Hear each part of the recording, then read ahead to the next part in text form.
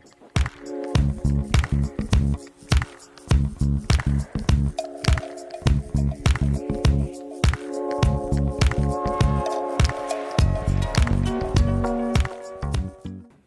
up, everybody? Thanks so much for tuning in for another episode of Youth Alive Podcast Summer Series. If it's your first time tuning in with us, typically on the first and third Wednesday of the month, we release new content, 20-minute video. But here, live from summer camp, we are doing a small summer series, and so excited to have you watch it with us. And so we're all about leadership. We want to help leaders be better influencers, because I believe wholeheartedly that leadership is all about influence. So if we can help you influence better, we're helping you lead better. And so what we want to do today is we got a friend of mine, we go back a little bit with us today. He's an influencer out at a church in the New York City area. I got my friend Steve Swoboda with us. So say what's up, Steve. What's happening, everybody? It's good to be out here, and honored to be able to just be part of this today. Yes and amen. Well, it's going to be good to have some good conversation. Before we do that, I want to let you know about August 24th. If you haven't registered yet, still plenty of time. But August 24th, we're doing our very first Youth Alive one-day conference, where we're going to be helping you figure out if you're a leader or if you're a student, how to reach your campus. I firmly believe that the school is everyone's mission field. Mm-hmm. So we want to help you reach your campus better. And what we'll be doing is we're going to be releasing a brand new resource called Alive in 5. And so what this is, it's going to be a practical tool to help you have gospel conversations on your campus. And so if you are a youth pastor watching this, I encourage you to get your students signed up. It's only $25. It's one of the cheapest things we do. And we have Josh Wellborn coming to speak, and it's going to be huge. And so you want to tune in for that. Also, hit that subscribe button so you can stay up to date, and then follow us, AZ Youth Alive, on Instagram.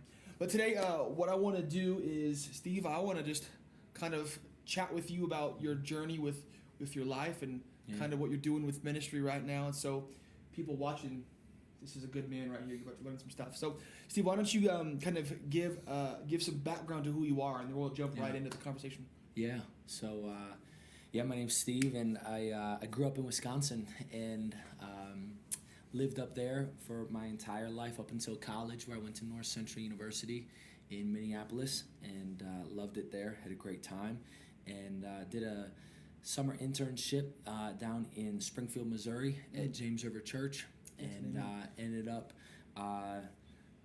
sticking around a little bit longer than just that summer. Ended up sticking around for about just under 6 years total, and did a year-long internship once I finished out my final semester of college after that first summer, and moved back down January of 2010, and at the end of that year was brought on the team at James River Church as one of the youth pastors, and had a blast. It was absolutely awesome. And after a handful of years there, got married to my beautiful wife Bennett, who grew up at James River Church, and we had just felt God kind of stirring our hearts towards leaving her family, which lived there, a church that we loved, and moving across the country to the New York City area to be a part of Hillsong, New York. And so we ended up having some conversations with our pastors, and on September 20th, 2015, we packed everything up, loaded up, and basically started the drive across country, and moved to New Jersey, where we live right outside of the city, and we were there. And we've been there almost 4 years now. It's awesome. Wow, it's crazy to believe it's already that long. Yeah. So from your house, can you see like the skyline in New York City? Yeah. It's just right over it's the ferry right over, right? It's about 8.5 miles from where we're at to get basically through the tunnel. So do you drive or you take the ferry? I've actually never taken the ferry. We drive on Sundays, and I take the train in pretty much every day of the week. Then outside of that, so you have two lovely children. Yes, 2 little kids. I got a little boy named Cal, who is 2 years old and 4 months, and then we got a little baby girl who is 4 months. And is he named after Cal Ripken Jr. or is he Cal State? No, he is. Right? I just loved the name Cal. I had a buddy who his nickname was Cal, and I thought that is the coolest name ever. Sweet. And so I thought I want to name my kid Cal, and so yeah, I got Cal, and our little girl, her name is Parker, and so life is full and it's awesome. Love it. I want a little girl one day. Yeah. So good. Well, hey, is it kind of crazy to like think that you were once an intern? Did you ever think like, when you were an intern, did you ever get overwhelmed and now you look back and you're like, what was I overwhelmed about? Yeah. Oh, yeah. All the time. Yeah. I remember thinking what responsibilities I carried at that point, which were big in and of itself. But now I think to myself, how God helped me in that season and how God continues to help me in this season. Yeah. And where I felt overwhelmed there and how I still feel overwhelmed now, but how God continues to give me the grace that I need to do what He's called me to do. Yeah. So. Well, kind of where I want to go on our conversation today is I want to talk about a little bit of your journey from a campus youth pastor, one of the greatest churches in the country, I think so, and going from what you did and literally doing something that made absolutely no sense, but you felt like God had put on your heart to do, and then go out and then get to where you are now. So I want to talk about how do you increase your capacity to take a faith step and then managing the stress in the decision. So talk to me about like how did you know so you didn't have a kid when you left, but but still you had a wife that you had to take care of, and so how did you manage this, like how do I it's time to go? How did you know? Yeah, I think that I never 100% knew. I felt like 98% this is what God is leading us to, but I think that there was a level, and I think oftentimes there's a level of whenever we take any type of a faith step, we can sense, hey, this is what God has laid on my heart, and this is what I feel like He's doing, but there's still the unknown. There's still the fear that can sometimes creep in. There's all the different factors, and so for Bennett and I, we really felt strongly about what God was doing in our hearts, but at the same time it made no sense at all because we were at an amazing church and we had absolutely no reason to do what we did other than the fact that we just couldn't shake what we felt like God was stirring our hearts towards, and it was a scary thing, and it wasn't a quick decision. It was a journey over the course of a matter of years that really led to that. And so I think it was a journey. I remember hearing about our church launching when they just had their first service back in 2010, and I remember watching a little video and thinking, wow, I want to be a part of that. That is awesome. And thinking that for a long time, and visiting on vacation and going to 6.5 services out of 9 that we had at that point. You had 9 services back then? Yeah, from bounced from Irving Plaza to Gramercy Theater, back to back to back to back, and went to 6.5 out of the 8 services. And during that 8th service of the day that I was at, they ended up announcing they were going to do a 9th service that day because there was still a line around the block. Wow. And stuck around for that service. And those were I remember being there and thinking, I want to be a part of this, but didn't feel like God was in it at all at that point. And then over the course of some time following that, where I started to feel like, man, maybe God actually is in this. And so that started about a little over a 2-year journey of wrestling with that, because we don't have family where we live, and we've never lived out east, and it's different than everything that we grew up with.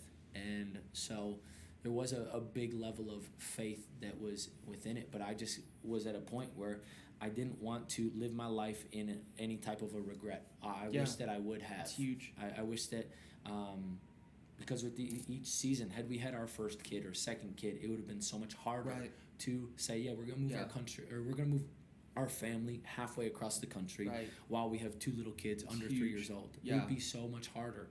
And so I'm thankful Right. that we were obedient to Yeah. at least what we felt God stirring in our Yeah. hearts, and to have a conversation with our pastors who were very gracious and who were absolutely incredible and have continued to be, You stay in contact with them ever? a little bit, yeah. And when I go home, visiting Bennett's family in Springfield, it's always cool to be able to. Would you ever have guessed that you would end up on staff? I mean, in my wildest dreams, that would, it would have been absolutely incredible. And now to be on that side of it, it's pretty surreal. So talk to me about, just for a minute here, so when I moved out from Missouri to here, and that was pretty terrifying. Yeah. But it was it was May. I came out and visited, and then I was gone I think I was gone before youth camp that year, or maybe after. I don't remember. But for you, how long was it of we're gonna do it, and then we're gone? How long was that process? Yeah, we really felt strongly. It was May of 2015, and we were at a point where it was like, hey, we need to have a conversation with our pastors. And so I remember having a meeting scheduled for the middle of June, and we talked with our pastors at that point, and then we had another follow-up meeting a couple weeks later, and by middle of August was transitioned from my role as youth pastor at our West Campus there, and then by the middle of September we were heading on out. So it was in that sense, once it got to that point, it even though it was a matter of 4 months or so, 4 or 5 months, whatever it might be, May to September. It was quick. It felt quick. So would you kind of say, if God is telling you to do something, don't delineate, just do it. I know that's the right, delineate is the right word, but don't drag it on, just do it. If you wait too long, you're gonna get scared, not do it. Yeah, I think that there needs to be the right type of processing that's going on. I don't think that it should be overnight type for sure thing. I think that you need to have people in your world that genuinely care about you and your well-being and your best interest, and in the feedback, advice, processing that takes place there, I don't think that should be done with a lot of people, because you'll get a lot of different opinions. Different voices, and those people that you do have those conversations with, making sure that they genuinely have your best interests. I know for some that we were processing with, some of my good buddies, some people very close, it was kind of a select few. Even within that, there was a lot of different thoughts and opinions.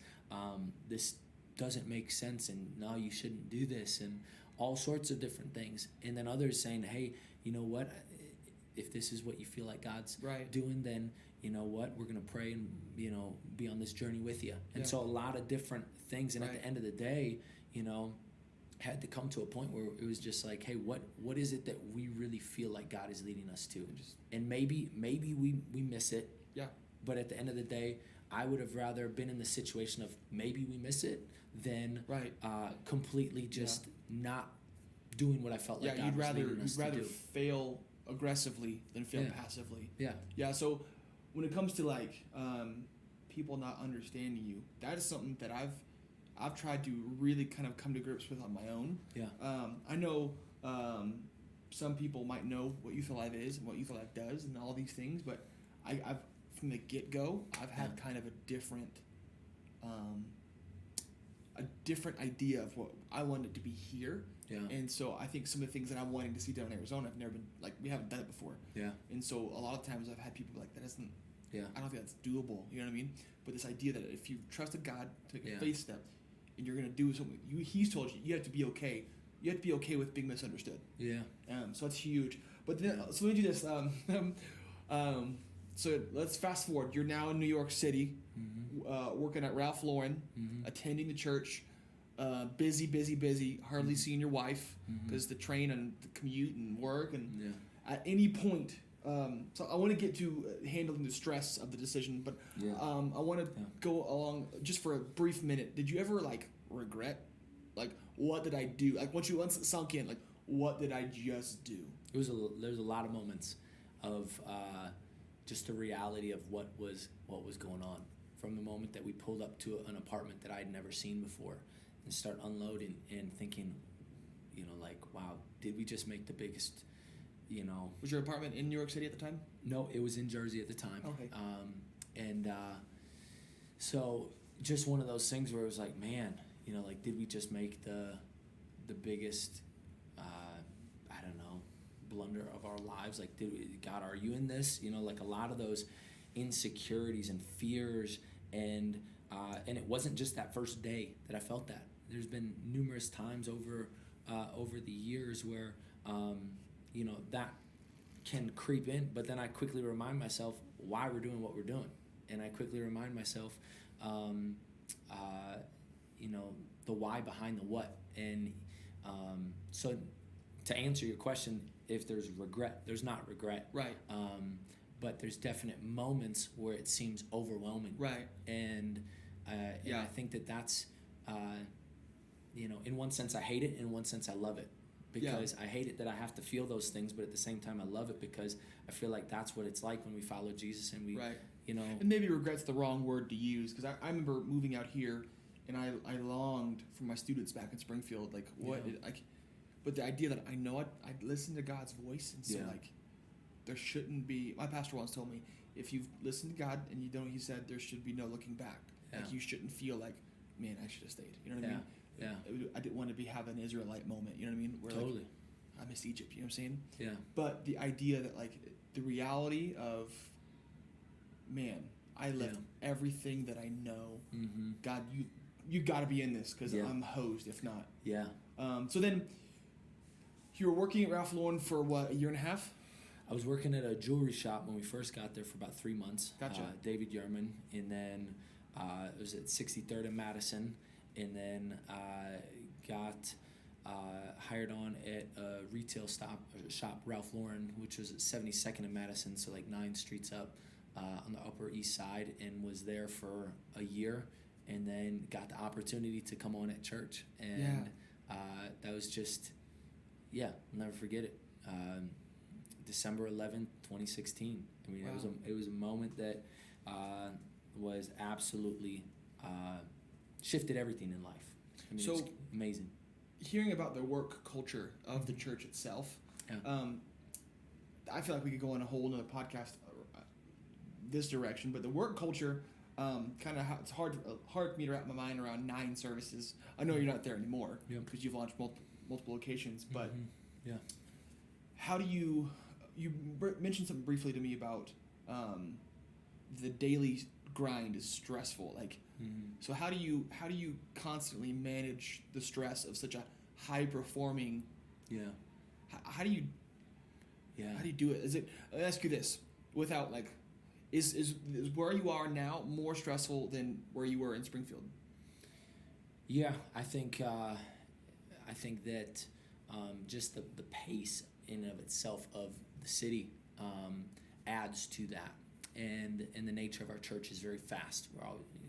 And I love that. And so I think there's a combination of those different things, but I think that, there's some of that stress that can happen. And I think that'll only continue as I, keep having more responsibility. I think the same would go for anybody who's, moving from being a middle school student to a high school student. They feel a different level of responsibility in everything that they're carrying, and then from high school to college, and then college to the quote-unquote real world. And then I think that every season just adds different elements like that. But there's that happens frequently, and I think trying to figure out, okay, how do I balance this best? How can I be the healthiest me so that I'm actually in this thing for the long haul? And I'm on that journey right now, trying to figure that out. If you were to give a couple of just nuggets that you would say, like, what are the best ways that you handle stress? Yeah, I think I gotta stay active. I love sports, and I love working out. And if I have that, it kind of like helps me to think clearly. It helps me to process things better. If I don't have much of that throughout the course of a week, that kind of stuff, then I can feel that. Right. I think family time's huge for me. I love my family, and that refreshes me. At the same time, with 2 kids under 3 years old, that's chaotic. but I love it. I wouldn't trade it for anything. But I think just making sure that I'm so having an outlet is what making sure that I got an outlet and talking with people. I think more than ever in this last year, I've had to really have like real honest convos. Not saying I didn't before, but like you just need to make sure that you got that. Yeah. And especially if there's any pastors that are listening, or even middle school, high school students, whatever the case would be, just making sure that we have people that we're able to be really honest with. Yeah. And you don't need to have 50 people like that, but you got to make sure you got at least 1, 2 that you can have conversations with and say, hey, you know what, this is what I'm feeling, and this is how I'm processing this. I just need to talk it through. Right. And I think that's huge. Yeah. So you said the real convos. For you in your area and what you're leading, and for me, I can't just talk to anybody. Yeah. You know what I'm saying? So do you have, especially for a youth pastor listening, is your conversations like that are real? Is it with extra on staff, or is it with people in the congregation, or is it outside the church? Yeah. Who do you have those real Steve conversations? Yeah, there's a great question. There's 2 of my buddies from college that I talk with pretty much weekly. One of them I talk with almost every single day. And half the time it's not even about ministry or anything like that. It's about, just whatever, he's just my boy. And so there's 2 guys from college, and then there's one of our guys that I work with on our team. And the thing I love about our team is that there's a real sense of like you can just like we're all in this thing together. We've all sacrificed. We've all done a lot to even just be doing what we're doing, and so it's a family. And I love that about our team. It's very much that, and there's more of that family feel with as you're just in the trenches with some of those people. So there's one of our guys on our team that especially recently, going from 1 kid to 2 kids, and just everything like that, you just really processing stuff with. So does the family culture help? I'm sure it does, but help drive the immense workload? Because it's like I'm not working with a staff. I'm working with my friends. You know what I mean? Does that help lighten the workload and like make things a little less heavy sometimes? Yeah, I think it just makes it fun. Yeah. We have a fun staff, and that's something that our pastor kind of set out from the get-go, like, hey, we're going to have fun. And how about this then? After a Sunday, 5 services, how do you not, like, if I'm just being really blunt, how do you not leave being like, oh my gosh, that's so draining? I mean, it's always amazing seeing people's lives being changed every single service, and so there's an energy that comes from that. And Sundays, by the end of that day, I get to church at 8:30 in the morning, and I'm leaving church at 10:15, 10:30 at night. And that's awesome. I mean, it's a full day, and but at the same time, it's just it's awesome being able to be a part of. Is it genuinely your favorite day of the week? I love it. Yeah, I absolutely love it. And it's long days. Yeah. And there's some days where you do just feel a bit more drained than others, but a lot of those Sundays I want to leave feeling like my tank is empty. Absolutely. I want to leave feeling like, man, I gave it everything that I got, and I praying with people and meeting people and trying to help people get connected. And I mean, I want to feel that, and oftentimes I do. And but then it's a good thing though. It forces me to make sure that the main thing is the main thing. Yeah. Helping people and just being on the journey with people. So it's really real that, like, if you love what you're doing and where you are and feel like there's a grace from God upon what you're doing, then really working all day long isn't really work.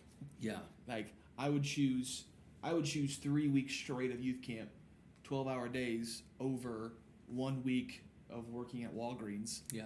You know what I mean? Like, Yeah. Yeah. So yeah. One of my best buds, right when I got brought on, he goes, how does it feel to know that you're never gonna have to work another day, you know? And he wasn't talking about working at Ralph Lauren. He was saying like, hey, what we get to do is, you know, the greatest thing ever. It's not, you know, it's not a job. This is life. Yeah. And I loved that. And that was like, that's how I feel about this. yeah. And it's so cool. And I think that making sure that, that we don't just view it as, oh, this is just a job, or this is a paycheck, because it's not that. Yeah. You know, it's a call. Yeah. Yeah, it's a lifestyle, and it's not, you know, compartmentalizing different things, but it's like, no, this is what we do as a family. Yeah. And it's really cool. If we got different things going on, one of the areas I help with is outreach. When we got different outreach stuff in New York, I'm bringing my son along, and I want to do stuff together. And I want to make sure that he sees that, so that it's not just something that Dad does, but it's something that we do. Yeah. And I think that's that. huge. Yeah. And my dad wasn't a pastor. My dad was very involved. My parents very involved with our church, but I'm entering into, you know, waters that I've never seen before. You're pioneering. I don't know what that looks like to be a dad that is also, you know, a pastor, but I wanna do my best, and I want to make sure that I'm modeling that to my kids. Yeah. And bringing us as a family along on that journey together. Fatherhood's the best hood, right? Yeah, love it. I love it. It's good. Yeah. So, well, I could go on that. I love talking about how God's call on your life is not a job. It's you. And so I feel the exact same way, that I feel like I'm the most blessed person in the world, that I get to do what I love and what I'm good at. Yeah. And you're really good at it. A living. So like, I'm sure you feel the same way, but Yeah. I wouldn't be happy doing anything else than like, youth pastoring was fun, but this is way more fun, because this is what God has graced my life to do. Yeah. So it's awesome. But anyway, so last thing I would say is this, and just it's obviously it's a yes or no question, but so if God's in the faith step, is the stress worth it? If God is in the faith step, is the stress worth it? Yes. Yeah. There you go. Yeah. Doesn't mean that it's just going to be amazing all the time. Yeah. But I do believe that God gives us everything that we need. And oftentimes what I've found, especially in this season that we're in, is that, you know, I got to keep coming back to him each day. I've never felt more like, man, I actually like need Jesus today to be able to, you know, to do this. And it's huge. And, you know, I think that, yeah, definitely a yes. Well, man, I want to say, I always want to do people I'm interviewing, I always want to honor them on camera. But anyway, man, I want to say to you from the bottom of my heart, seeing you from James River to where you are now, I have the utmost respect for you, taking the steps that you've done, and not because you're a schemer, but you've always found your way. You've always found your way to make a difference and make yourself known and where you are. Not because you're not a self-promoter, but because you're genuine and you're real. And I believe that God's graced your life in many ways. And like James River, all the things you did for Speed the Light, you inspired the heck out of me, and you still do inspire the heck out of me. I give Bibles to students when I preach at camps because of you. I give Bibles to students when I preach at youth groups because of you.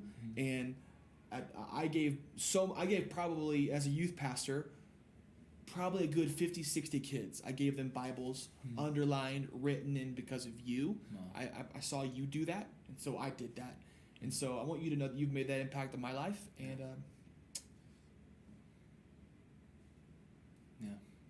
I cried too much. I don't know why. I didn't cry when Griff was on here. Sorry, man. But anyway, I love you, man. I'm also really tired, but anyway. But it's been really awesome having you here. So yeah, man. And then say hi to Gary. Just pretend he's watching. Gary, love you, bro. Crush it in Alaska. Let's go. I'm going to send him this just so I was like, wait till the end. Do But anyway, that's all we have for today. We went a little long today, but that's what happens when you're with friends and doing life together. So, hey, really quick, I want to let you know 2 fast things. I have a friend of mine helping me out with these videos, and 2 friends actually helping me out with these videos, production-wise and filming and color grading, all of that. So if you need help, reach out to my boy Xavier Sorrow. His email will be right here. He can help you out with some graphic design. Also, he's got some banging music, Cloutville, on Spotify. Go hit that up. Another one of my friends is named Justin Kessler, who helps do some audio and other things, and his email is also right here. If you need work for your church, your whatever, hit him up. He's really, really good, and he's really quick, and so hit him up. He's fantastic. Anyway, until next time, subscribe, follow us on Instagram. I love you. Let's reach every student, every school.